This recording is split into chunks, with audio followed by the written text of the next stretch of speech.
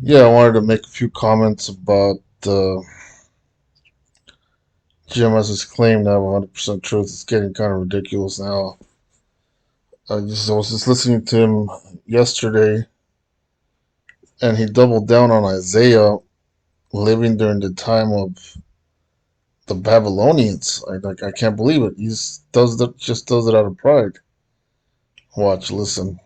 Grandma down south, they would make strawberry preserves and jam and so The forth, fuck? and they would preserve it. They put it in a mason jar, and it can sit there throughout the winter. That's back before you had refrigerators. You had ice boxes. Guy's So senile, preserve man. He's meaning talking keep about it bullshit. from not going bad. It says, "I will also give thee for a light to the Gentiles." That's talking about Israelites that are scattered, because when they got scattered, they lost their nationality. You know, it's funny. I've been hitting this whole thing about the Gentiles, and as soon as I brought it up, I've already been on this for a few months now. I've been really driving home the fact that the Gentiles are Israelites, and they've just been copying. Which, like I said, I don't mind that at all.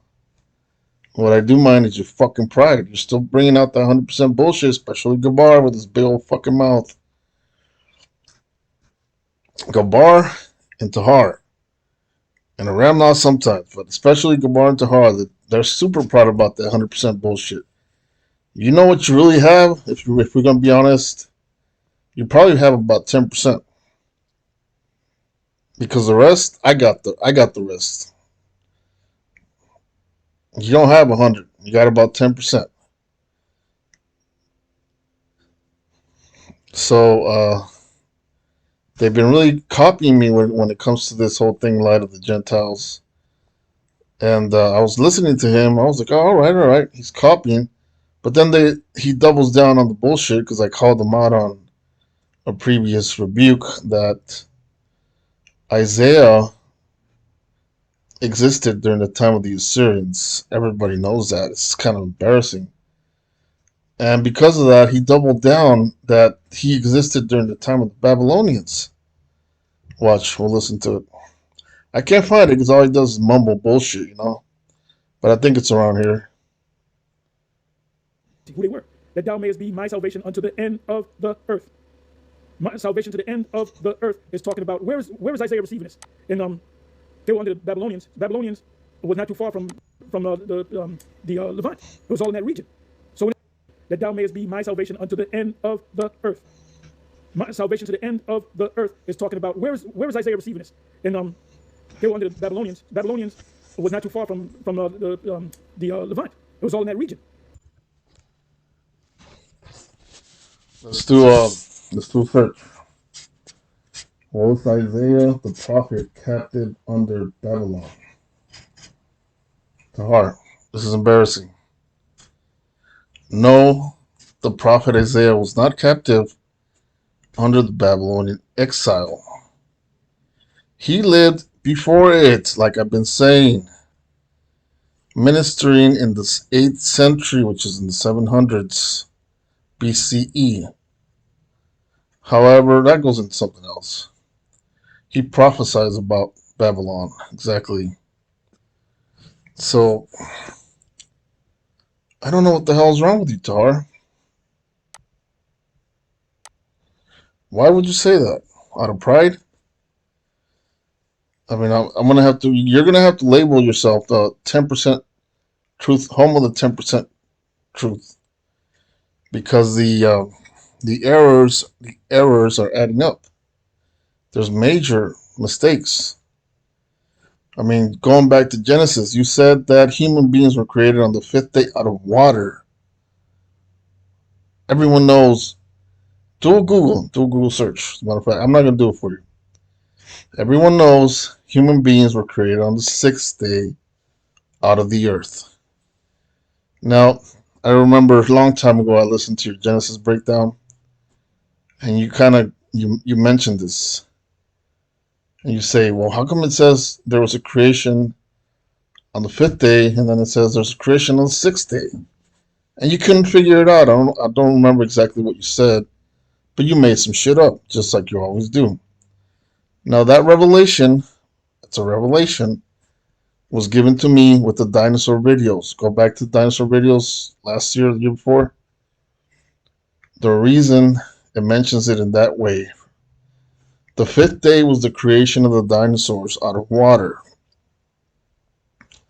On the sixth day, the ones that survived, because there was some kind of apocalypse, the ones that survived that apocalypse of the dinosaurs, there's still dinosaurs here today, the little ones. The ones that survived it, there had to be a whole new creation. And you can tell there it mentions it in Genesis. There was a whole new creation. Go to my videos about dinosaurs. It covers all that. Human beings were not created on the fifth day. That was the dinosaurs. I mean, major mistakes, you know. You messed up on Second Ezra's 11 and 12. Second Ezra's actually reveals something in Revelation. In the book of Revelation, it mentions three unclean spirits. And the way, I don't know if all one Westers break it down, but the way GMS breaks it down is that it's London, somewhere, uh, Pentagon, and the Vatican. How fucking ridiculous is that? You need to precept with another part of the Bible so that you can say, okay, this is what it means. Well, actually, you either need to precept it or you need to bring it out in history. When was this fulfilled in history? And you did neither one. You just made some shit up. Now, if you really knew the breakdown to Second Ezra's, it talks about the fourth beast in three stages. It's the stage of Rome with the 12 Caesars. That's number one. It's the stages of the Renaissance. That's number two. And then it's the final stage of the three heads and the which really ends up in that little horn. So it's a three-staged, because you guys always say that Rome was reincarnated. That's not really how it works. If you really understand history, and if you understand Second Esdras, the last beast is in three stages. It's not in two stages. It's in three stages. You had the stage of Rome, you had the stage of the colonial empires, and then you had the final stage of the United States. So those three unclean spirits are exactly that: Rome, colonial empires, and the United States, which is the false prophet, which is exactly how it's broken down in my last video. I mean, I made that a while back, but I translated it just a few days ago. Go back and take fucking notes. I mean, I can go on and on your errors. I'm just doing a quick resume. You messed up on the 10 horns and the 7 heads. You messed up on Daniel. You didn't have Daniel 9. You didn't have Daniel 8. You didn't have Daniel 11. You botched Daniel 7. You botched Daniel 2. Now you're trying to break down Joel. I've never gone into Joel because it's kind of self-explanatory, but it's ridiculous listening to you. And now all you're doing is videos of videos. You're not even doing breakdowns. You go and, matter of fact, let me show you. I mean, you can go through my playlist on the amount of errors GMS has, and how the hell can you say you have 100% truth? You should be humble. And now you're not even doing videos. Now you're doing videos of videos. So you'll play somebody else's videos, say like this. You'll just let them play while you're rinsing your mouth off and eating Cheetos. I don't know if you remember, like I said, I've been in the truth a long time. About 5, maybe 10 years ago, there was a group of new members that probably fell off now that were eating Cheetos while they were doing the so-called sit-down. And you guys got on them. Don't be doing that shit, eating Cheetos on the lesson. That's what the fuck you do every day. You're on a lesson, you're rinsing your mouth off. That sounds fucking disgusting. You're eating food, you're burping, you're farting, you're washing your dishes. But you got 100% truth? Come on, man. Don't make me embarrass you. You know what? I think a lot of people, including myself, would have more respect Even if all it was a conversation. Like, this is all a conversation. You don't have lessons. You don't have breakdowns. A lot of people would have more respect for you if, okay, let's say it's not a breakdown. You don't have breakdowns. You don't have revelations. You don't have 100. You have like 10%. Okay, that's fine. The 10% is, okay, who are the Edomites, who are the Israelites? That's all you ever had. You didn't come up with the mark of the beast. Don't make me remind you of that. You're sitting back like you came up with that. You did not come up with that.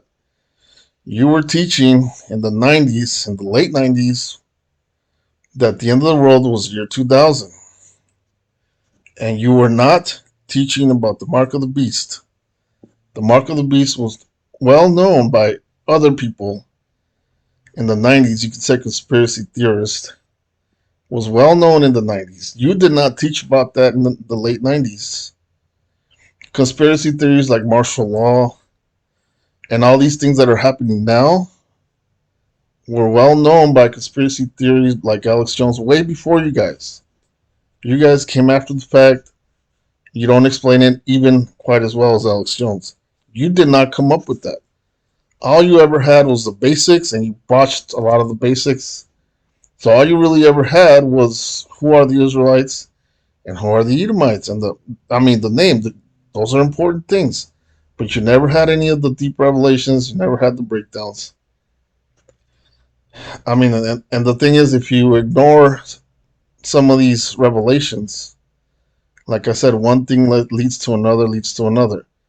The same works the opposite. One mistake leads to another mistake, leads to another mistake. For example, as I was doing the translation for the Lake of Fire, and as I was reading, as I was translating, it was, I had said that it mentions the three unclean spirits, but they're really just one. They're really faces of the same beast.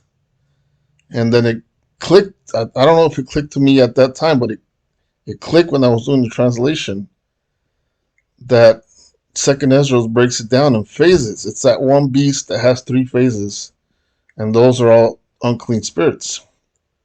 So you had, like I said, the face of Rome, the face of the colonial empires, and the face of Babylon the Great. Those are the three unclean spirits, which is the false prophet. By the way, that's another fuck up you have. The false prophet is not the Vatican. So my recommendation to you is go ahead. If all you have is a conversation, if all you have is babble, because all of you guys, I was like, I don't have anything ready. I just want to hit the button. Okay, whatever. Sometimes you just need to hear some bullshit like that. Sometimes you just need to vent. That's fine. But don't say you have 100% truth. Don't lie, because that's a lie. Just be humble and don't bring that up. Just let that go. Because you're going to keep getting embarrassed. I don't mind that all you're doing is a conversation. I wish you had a breakdown. Anyone in GMS, because all you guys don't know shit. I wish you had a breakdown so I could learn. I was like, damn, I learned something. That's deep. Nope. All it is bullshit. It's about 5 minutes of bullshit. And then, we got 100% truth. We the men of the Lord. Blah, blah, blah. Just fucking feeling yourself. Get the fuck out of here, man.